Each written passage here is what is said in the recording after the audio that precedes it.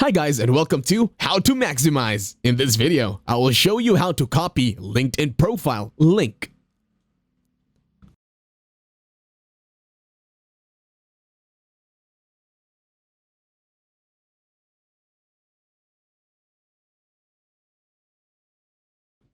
To start this tutorial, open and locate your LinkedIn application in your mobile device.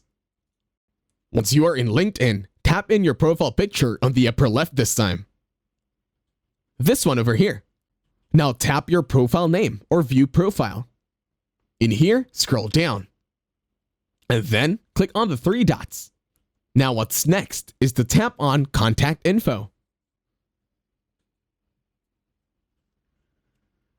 This one over here.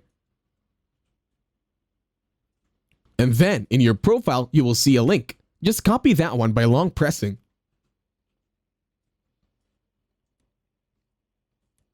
Once it's copied, it's all good. Now you can share this one via Facebook, Telegram, Messenger, or anything, depending on where you want to share it. It's all up to you.